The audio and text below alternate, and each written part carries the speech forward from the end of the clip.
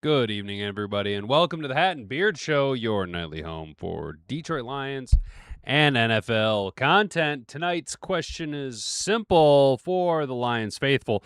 Did our biggest strength just suddenly become our biggest camp question mark? Biggest concern?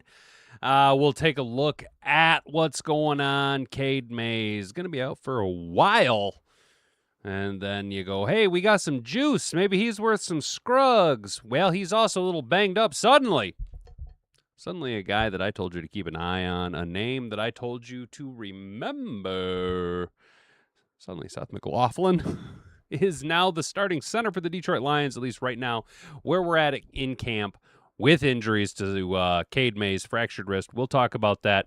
We'll look at possible depth piece that I've seen a name get floated around to bring in for the Lions' offensive line. Not so sold on it. We'll discuss that. And then Dan Campbell. Dan the man talking what's going to have happen come Thursday night. Preseason week 1, Lions and Bumbles. Going to get a little Balake Miller action Thursday night. Let's go. We'll see what's going on. Cliff note, also, Teddy Bridgewater's going to retire, and the Lions worked out Trayvon Diggs. Whoopity woo hoo hoo. And we'll also talk about Quinnen Williams getting paid. I'm James. This is the Hat and Beard Show. If you can say the word good, guess what? It means you're still alive. It means you're still breathing. And if you're still breathing, well, then hell, you still got some fight left in you. So get up, dust off, reload, recalibrate, re-engage, and go out on the attack.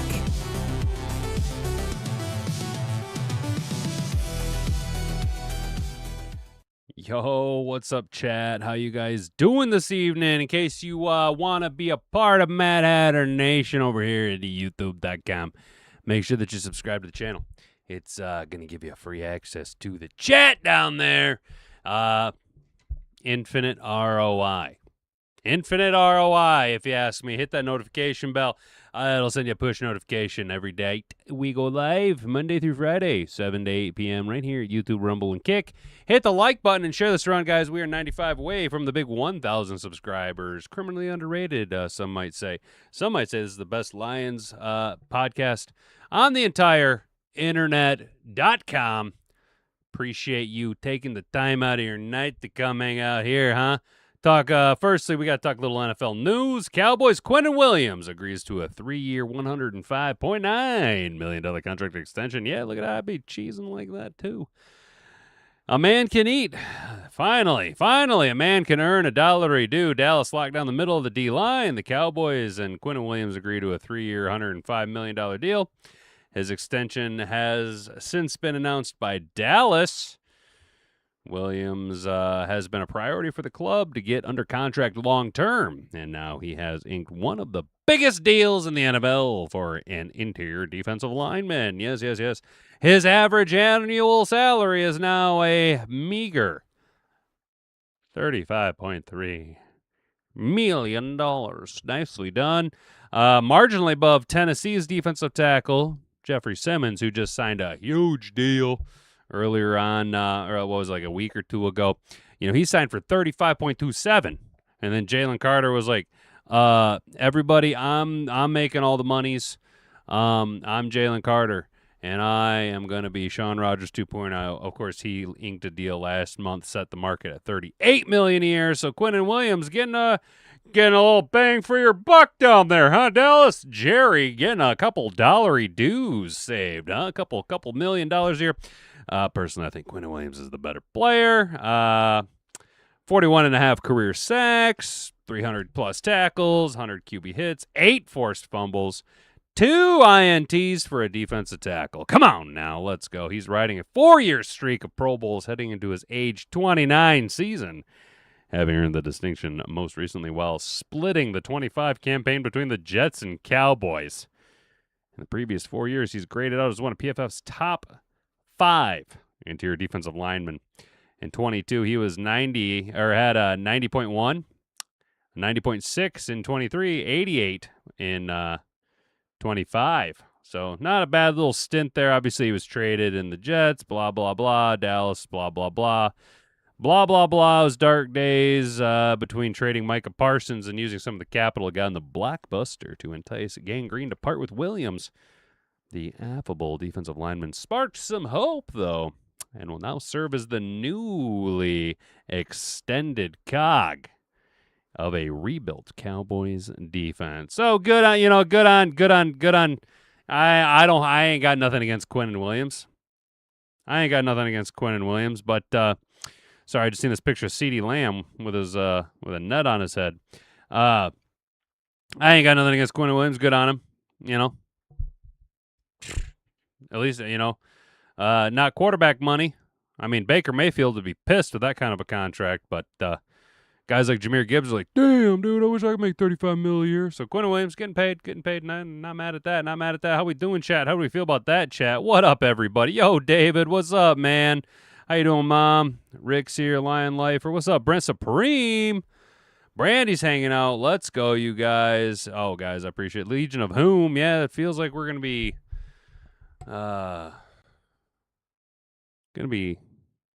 getting kind of thin at the old line here if things keep trending in the way they're trending. First Manu, and then Juice has a soft tissue thing going on. His soft tissue won't get hard, so he's out for a little bit. And then, we're about to talk about it here, but Cade Mays. Look what you did to my boy. This is the guy I was like, we got to go get him in free agency. That was the guy I was like, we got to go get him. This is the guy. And then we did. And I was like, woo! Victory lap. Let's go. Let's talk some injury news, though, guys. Here, watch Baker go get Minnesota for his next contract next year. Damn it, dude. You're probably right, and I really hope not. Not a big fan of the Minnesota Vikings. Though, hey. And a weird connection. Look at us going and getting the Pasternaut, huh? Guy, I told you Teddy Two Gloves is going to get retired. I told you Teddy Two Gloves didn't have it in him.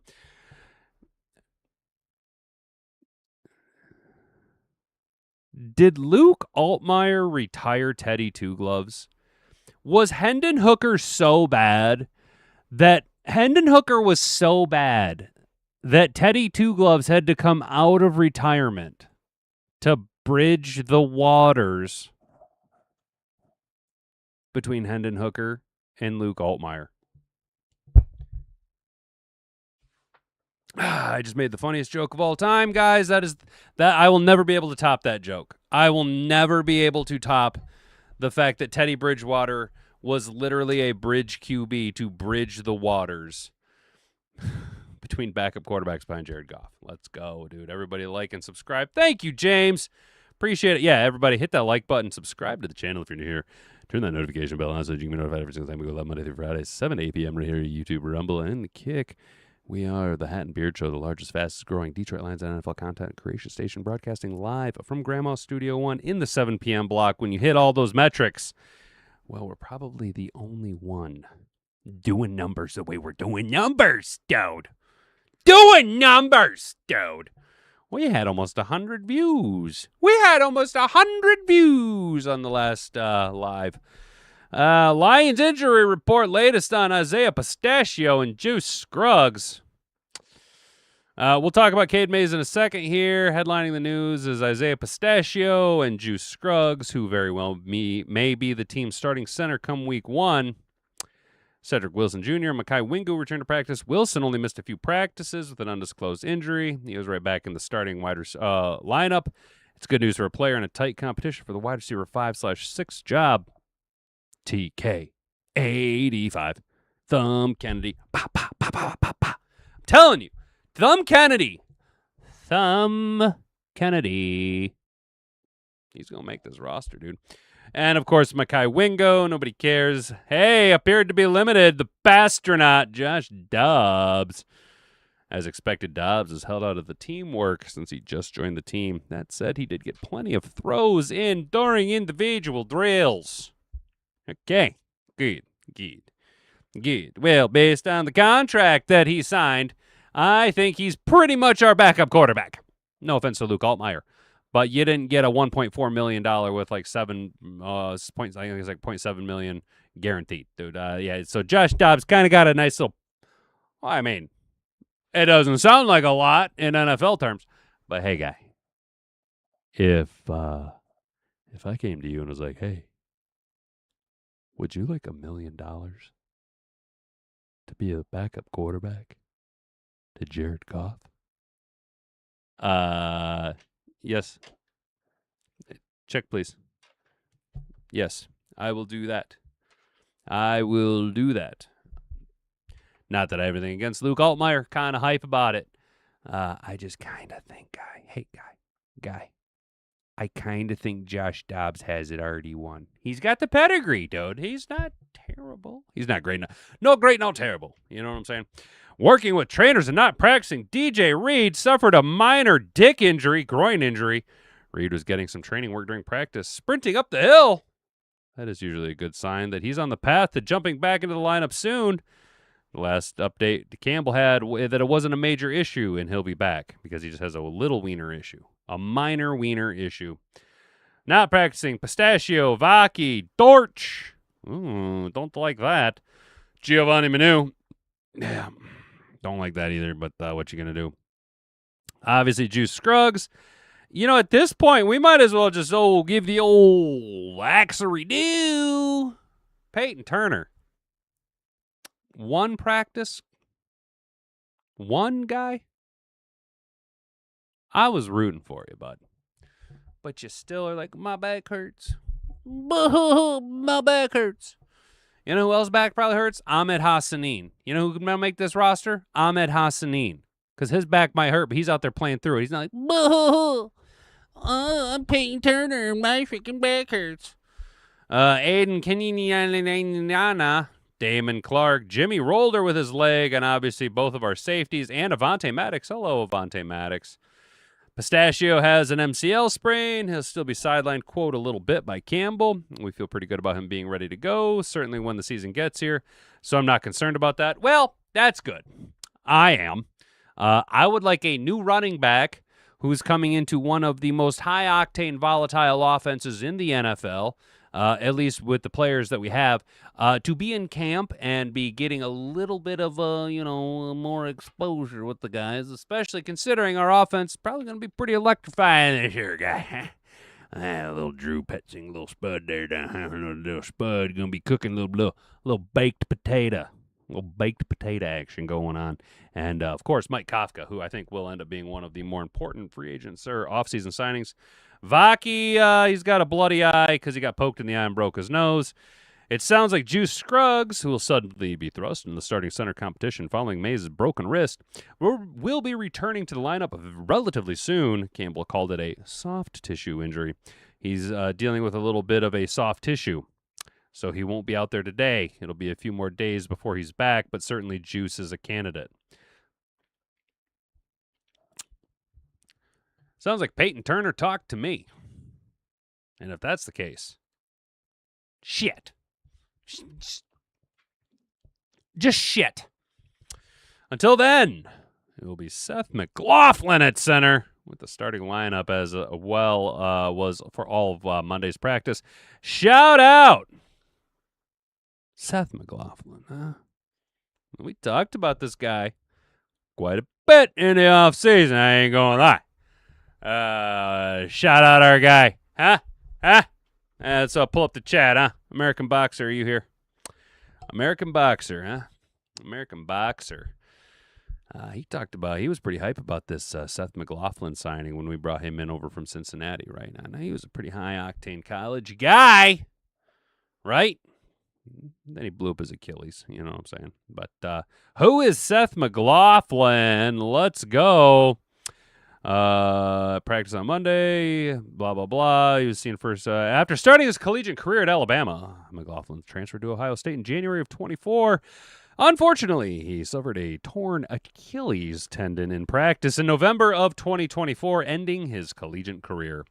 His time in Alabama is best known for the bad snap in the Rose Bowl, where he fired the ball low to quarterback Jalen Milroe, with the Crimson Tide facing a 4th down against Michigan that would decide the game.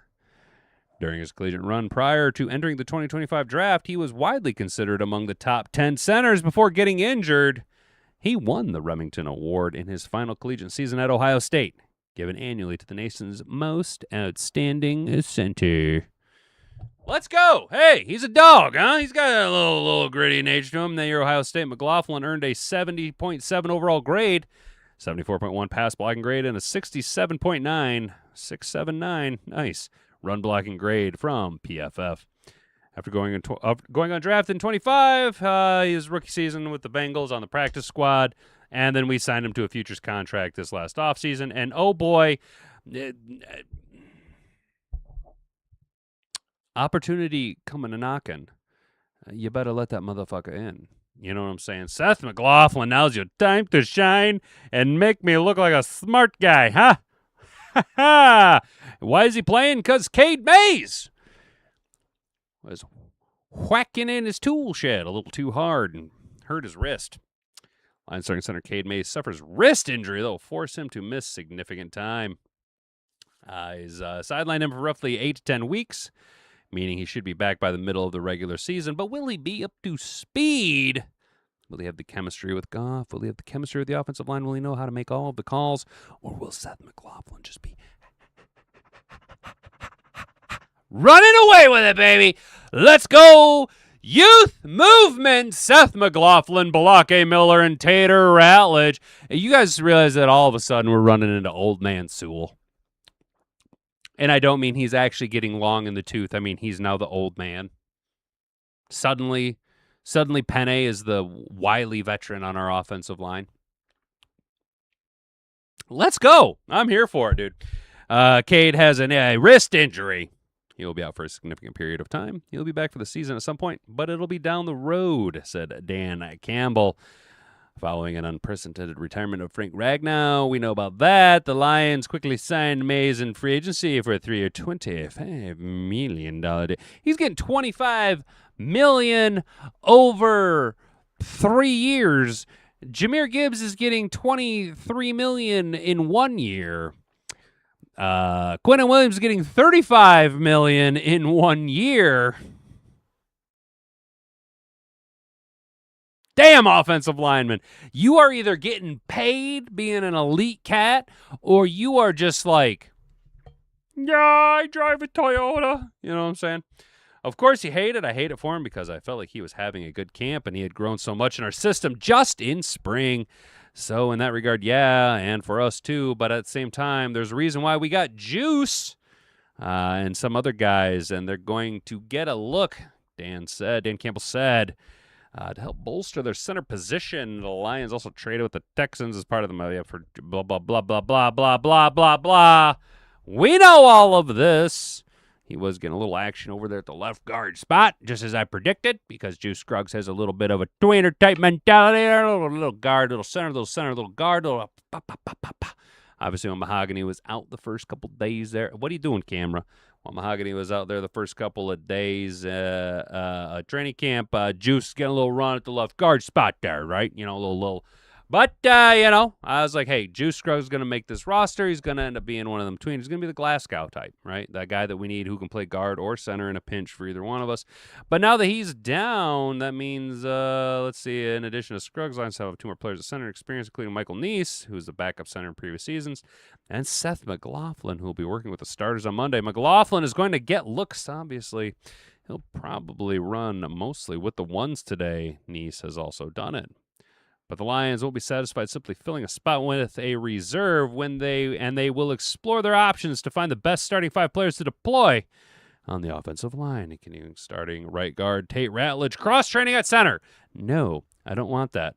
Ratledge is going to work at center. I don't see him doing team drills at center, but we've got him back up to speed and doing a little snapping just in case. On a positive note, the Lions still have half their training camp practices and 3 preseason games to figure out what works best for them to be ready for the season. We're going to find the best 5, Campbell said. We will find the best 5, and we're going to find that before camp starts. You're already in camp, Dan. Dan, you're already in camp. But look, if this goes into the season, it does. But at some point, we will find the best 5 and where they belong, and they'll be ready. Ready. Ready, felly. How we doing, guy? Tyleek's teammate, yeah, dude. Yeah, David. Shout out David Kaldick.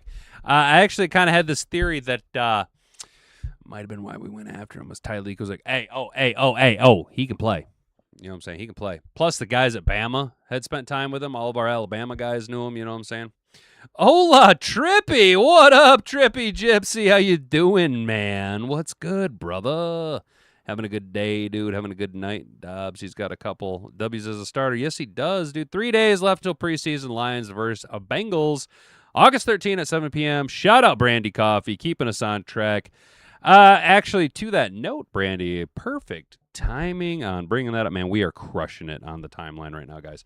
I have a lot of articles I was trying to get through.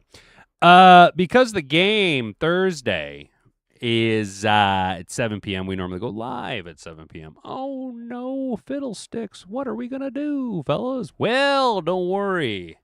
Don't worry, guy. I got you. I got you. I have you. Don't you worry, big guy.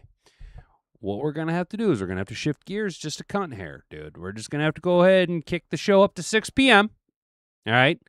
So what we'll do is we're just going to go live from like 6 to like 6:30. I'm just going to hang out a little bit, chew a little bit of fat. You know what I'm saying? We're just going to kind of hang with the chat, dude. We're just going to kind of hang out with you guys, see kind of what you're looking for, seeing if there's any camp position battles you're really looking to watch. Obviously, I think the keynote that we'll talk about later tonight in the episode is Blake Miller's going to get a little run, right? A little Block A Miller run, preseason week 1 against the Bengals. And then Friday night will probably be very similar vibe to Thursday, but we'll be back to our normal 7 p.m. time. We'll just be talking about what we learned from preseason week 1, having a few brews. Shout out, guys. Hey, if you want to do this with me and Hat and Boobs, go right ahead, dude. So we are going to participate in what's called St. Michael's Lent, okay, which is another Lenten period celebrating, obviously, St. Michael.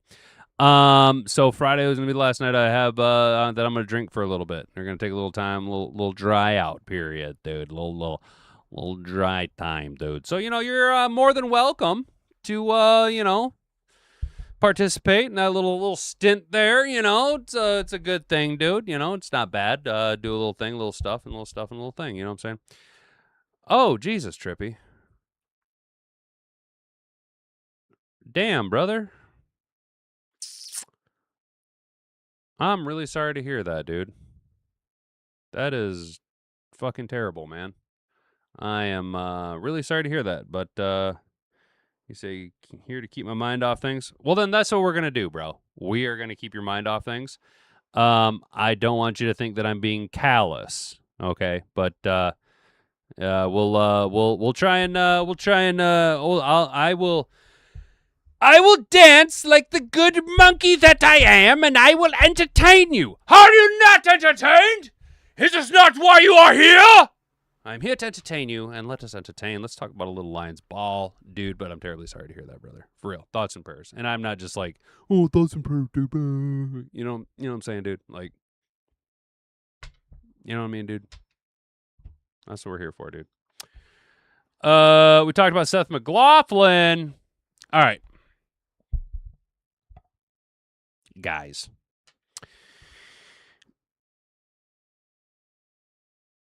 I'm going to be honest. I seen a little bit of the scuttlebutt bopping around.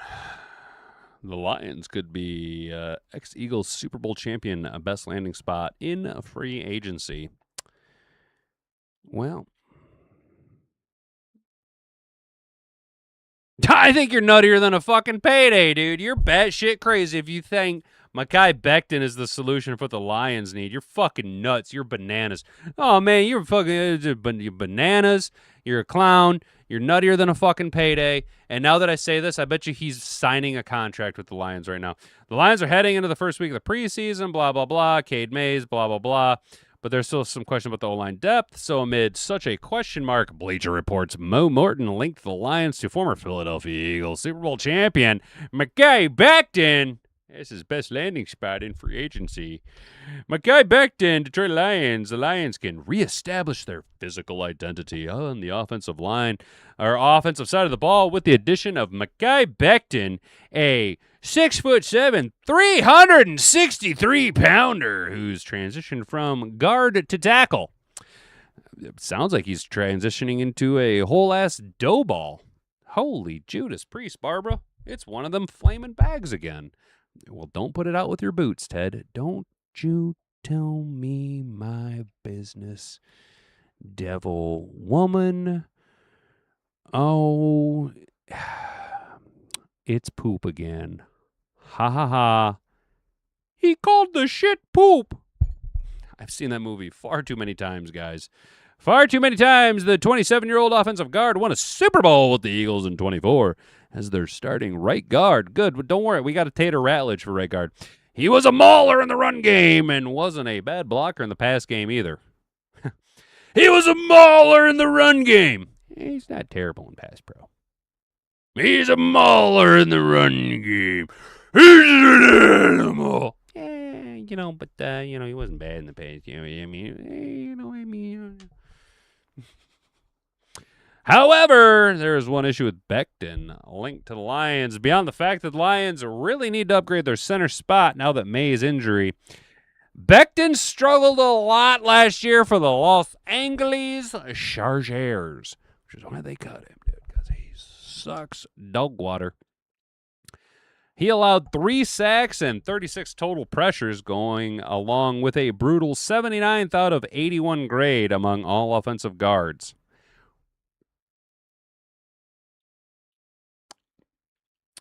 So, we cite these PFF numbers. Oh, he graded out like this. He graded out like that.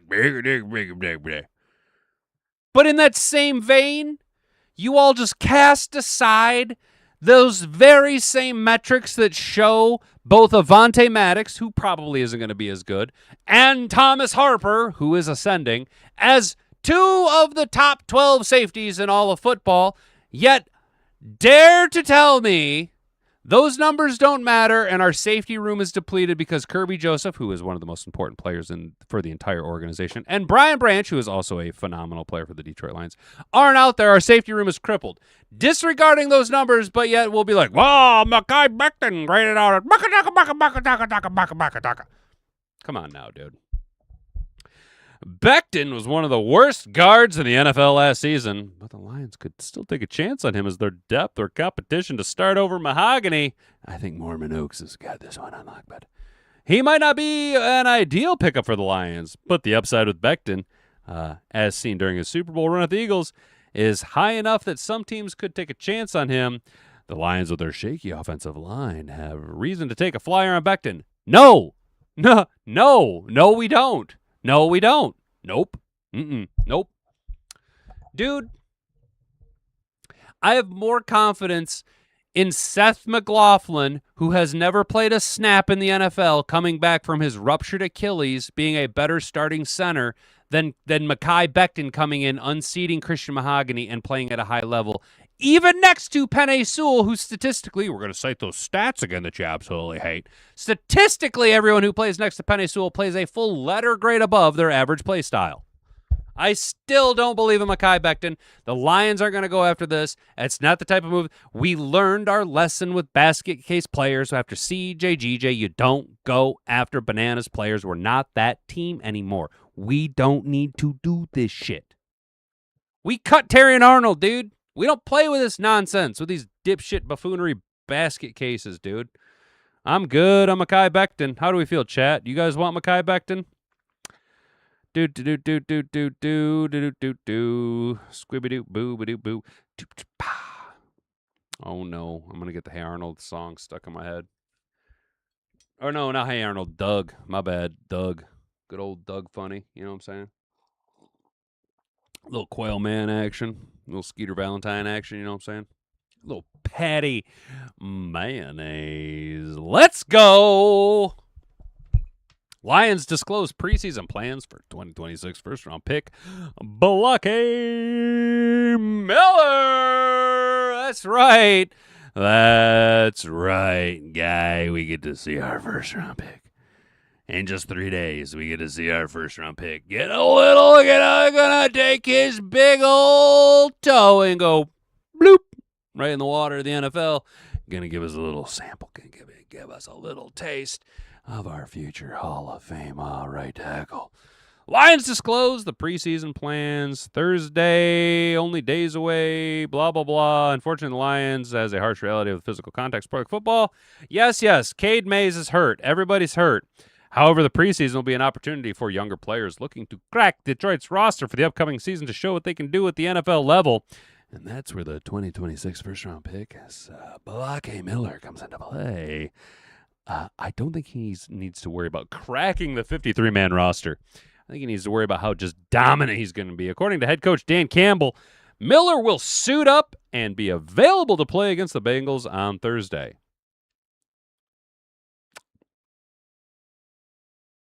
Well, hang on.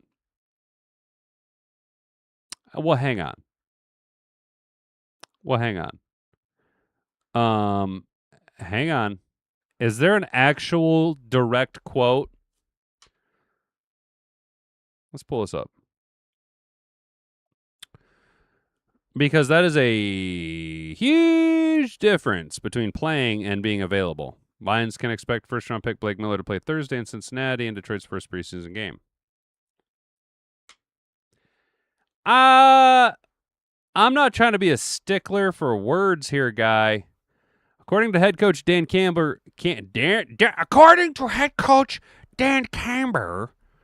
Miller will suit up and be available to play against the Bengals on Thursday. Tim 20-Man says he expects Blake Miller to play Thursday, not Dan Campbell. Now, I'm not trying to question Tim 20-Man. He kind of knows what's going on. But did Dan Campbell say Mekhi Miller is actually going to play? Because suit up and play are two wildly different things, my guy. Wildly different things.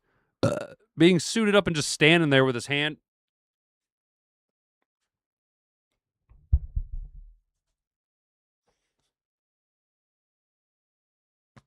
High five, you know what I'm saying? Doing all that shit. That's way different than actually playing, dude.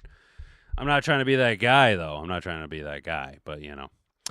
Meanwhile, Campbell reiterated that top players like starting quarterback JG16 for MVP, let's go, aren't likely to see action on Thursday or during the preseason at all. So to avoid the further risk of injury, yeah, we already have. I really don't see playing a lot of our guys. We'll play some of them. We'll play some of the guys that are in these. We've got some competitions going on at spots, but you ask about Goff, I don't see Goff playing. Yeah, me either. You'd be a payday. You would be nuts. You would be a payday. If you rolled JG16 for MVP out there in preseason week 1 against the Cincinnati Bengals when your Super Bowl window is a giant size picture frame wall size window right now, it wouldn't be Dan Campbell. There wouldn't be a human being. It would be a human-sized payday in Dan Campbell clothes because he'd be nuts. And we'll kind of gauge it where we go. I think more of mine are the questions will be coming next week. We're starting into Washington week because that was kind of where I always targeted, like, all right, this may be where we need to play our guys. That'll be the first one is kind of where I was thinking. I love reading stream of consciousness quotes from Dan Campbell. Blah, blah, blah, blah, blah, blah. Cade Mays and where we drafted Blake Miller, blah, blah, blah. We already know that story. Blake Miller, though, camp notes, Miller prepared for, quote, dream come true in preseason debut. This might be where we get a little bit more depth, a little bit more information. Dan is going to play starters only if he feels they need playing experience time in live action. I agree with you, Jack. Excited to see Miller maul some people. Look, here's the thing. I do hope that he does play just because I want to watch him ragdoll cats. And I know it's going to be the preseason, but I want to see him just be like Penny out there in his rookie year. Just like absolutely wrecking them, dude. You know what I'm saying, dude? Just absolutely wrecking them, bro. Just wrecking them, dude. I just want to see him ragdoll cats, like you say, bro. Hey, do you guys like the new mic? Do you like the new mic stand? Do you like the new mic stand as opposed to the folding one? I feel like the folding one is too constricting, dude. I felt like I was in a box, dude. Trying to put me in a cage, man. Trying to put me in a cage. Trying to put me in a corner, man. And I don't like it. I feel like, You know what I'm saying? So now we got a little bit more freedom. We will be changing the studio, though. I just didn't have enough time this weekend. With a new old line, no way Goff touches the ball. Hell yeah, I agree. Ahmed should get some reps. I hope so, dude. I hope we see him playing deep into the third quarter, dude. I hope Ahmed actually, you know what? I take that back. I completely take that back. I hope we just see like 6 reps out of Ahmed, dude. And in those 6 reps, he gets 6 sacks, dude. And they're like, oh, yep, shut her down, bud. Got him. Yeah, we knew it. And then at halftime, my phone's going to ring. And it's going to be Dan Campbell. And he's going to be like, hey, man. So I was thinking, you know how dominant Ahmed's been at defensive end? I'll be like, yeah, dude. He's like, well, you got a lot of guys, man. I'll be like, I know, dude. He'll be like, ding, hit that spittoon. He'll be like, well, I was thinking about maybe playing him at fullback. I'd be like, dude. Hello, Dan Campbell? Yeah, that's the play right there, bud. That's the play right there. Nobody puts baby in a corner. Exactly, Mom. Exactly, dude. Exactly. Ahmed at fullback. You got it, Mr. Detroit City. That's exactly what I'm talking about, dude. All right, well, let's talk about a little camp notes. It's Miller time. Shout out. Friday night will be Miller time. Miller prepared for dream come true preseason debut. The Detroit Lions fans will get their first look at number 17 overall Balake Miller Thursday night when he makes his preseason debut in Cincinnati against the Bumbles. It's a dream come true just to be able to play in an NFL game, period, Miller said Monday. That game experience is invaluable. Just continue to hone my craft and get better at things, become more situationally aware and situationally smart, and ultimately lead me to being the best player I can be. Be all that you can be, Blake Miller. Yeah, let's go. What also has been invaluable for Miller are the daily reps he gets in training camp against all-pro edge rusher Aiden Hutchinson and veteran DJ Wanham. Hutchinson, and it says, I didn't throw that in there. I did not put that. It actually says, and veteran DJ Wanham. I didn't just chuck that in there, dude. Hutchinson beat Miller a couple of times Monday on speed rushes to the outside. Miller also had some good reps keeping Hutchinson at bay. Hey. That's what I'm talking about, dude. You keep who is arguably the best defensive end, the best pure pass rush specialist in the NFL. At bay, a couple of reps in practice, dude. Come on now. Let's go. Going through that experience, watching it on tape afterwards and learning from it daily has been huge for Miller's growth. They are both phenomenal pass rushers, and you have to be near perfect to block both of them, Miller said of Hutchinson and Wanham. For me, when I'm trying to work on something in my game, I know, hey, I probably should keep doing it or shouldn't keep doing it based on how the rep goes against those two. They are great competition, and iron sharpens iron. They get me better, and I'm very grateful to have those guys on my team and be able to go against every day. Dan Campbell said Monday that Miller is right where he needs to be after 10 training camp practices. Campbell likes the approach and demeanor Miller comes into the building with every day and likes the trajectory he is on. Quote, he does not get too high. He does not get too low. So his demeanor is just right in that Goldilocks zone. And when you go against Hutch every day, that's important. That you don't go in and tank and your memory bank what just happened, Campbell said. How can I be better? And this is going to serve him so well. So look, he's had ups and downs. It's been inconsistent. So that's part of the growth. And the best thing for him is Hutch. That's the best. Wanham as well over there. Wanham's a veteran. That gives him some good change-ups. Miller is still a work in proctor. Fuck me in the GOTAS. You fucking whiz that thing. Regular George Starbuck over here, huh? Miller is still a work in progress after 10 practices, which is typically the case with most newcomers to the league. But the Lions like how he has progressed. I don't care if he gets beat for the next 2 weeks. I'm not going to be discouraged because he will come out of this and he's going to be a better player because of it. So I like where he's at. He needs reps. He just needs to keep growing. Yes. Boy, that's not very exciting. To flat out say he's been inconsistent. Ooh, that does not make me feel confident. It's been inconsistent. He said it right there. It's been inconsistent. That's why he's getting reps in week 1 of the preseason. How do we feel, chat? Guys, I kind of like, can I ask, chat? Can I ask? Did you guys like the pace of the show? Because just so we're clear, I don't want to read articles word for word anymore, but we had what? 1, 2, 3, 4, 5, 6, 7. I had 7 articles. I had 7 tabs pulled up. All right. Now, normally we do 4, and I read shit word for word. I don't like doing that anymore. It's boring, dude. You know what I'm saying, bro? So we kind of moved along through things a little kind of rapid pace, and I was thinking if I'm gonna do that, that maybe we could leave the last few minutes of the show here, just kind of see how Mad Hatter Nation's gonna kind of take the chats. You guys okay with that? Do you think that works kind of good? I think that might work a little bit better for the flow. You know what I'm saying? Miller does need to go against some new DNs to get ready for the season. Jack, 100%, dude. 100%, dude. Rapid fire. You like that? Do you like it? Do you like that better, Trippy? Kind of get through everything before we get lost in the weeds. As I'm saying this, I think it might kind of work a little bit better for like the viewer retention for people to watch afterwards. I don't know how many. I honestly don't know how well the live to VOD works out, but you know, it is what it is. I like the rapid fire too.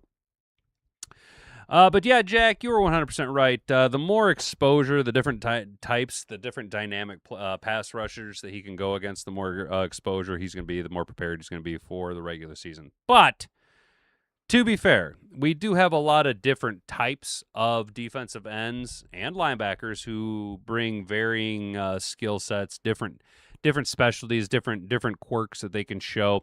Having a guy like Devin White, you know, I just kind of thought about this. Having a really high caliber vet like Devin White in camp to go against at the second level is going to be significantly more beneficial for Blake Miller than say, you know, like Joe Bacci. You know what I'm saying? Someone who's played at a high level, he can pick up on a few more wily veteran type things. You know, it'll be beneficial, as well as the different types of defensive ends that we can deploy in-house. Should give him a slightly more diverse exposure to what he'll face, Sundays in the NFL. That being said, yes, there is no replacement for game speed reps. Practice is never going to equate to what it's like in game. And just remember that you practice like you play, so you have to practice perfectly. You know what I'm saying? You like the rapid fire with commentary version better? I do too, man. It felt better, dude. It felt a little bit better. It felt more. I'm gonna be honest, dude. It felt more natural. It felt way more natural. I felt like you guys were just kind of like it was more conversational. Does that make sense? Like less just like read, talk. It was just kind of like, like you say, commentary, I guess. Yeah, is that the right word? I do want to transition, though, the studio to where I'm standing. I can't get that Jim Brewer vision out of my head, dude. I like that idea a lot better than the sit down. Also, I'm not going to lie, dude.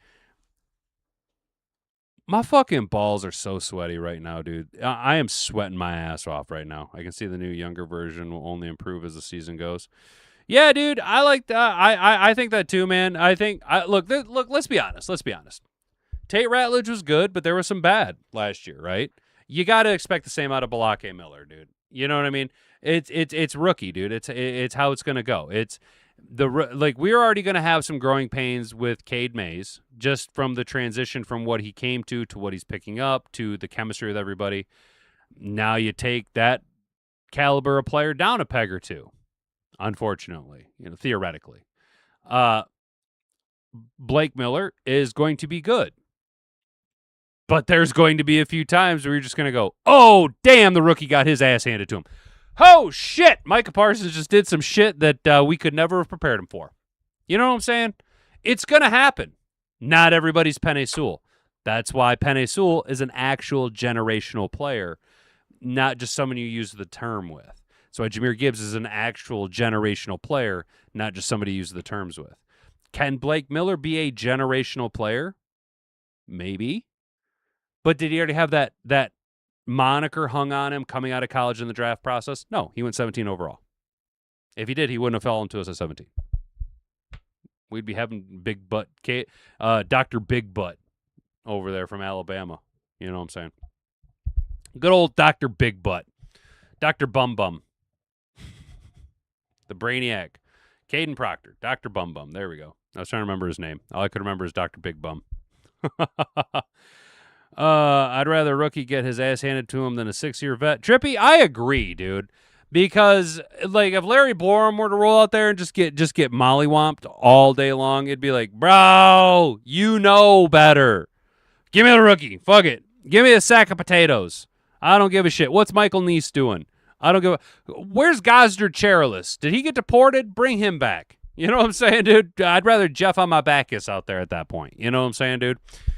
Guys, I think it's going to be it for tonight. I am a sweaty mess right now and kind of hungry. Not going to lie. Hat and Boobs down there making some supper, and I am hungry. So, have yourself a good rest of the evening. Stay out of trouble. Don't do anything I wouldn't do. We will be back right here tomorrow at 7 p.m. Make sure that you are subscribed to the channel.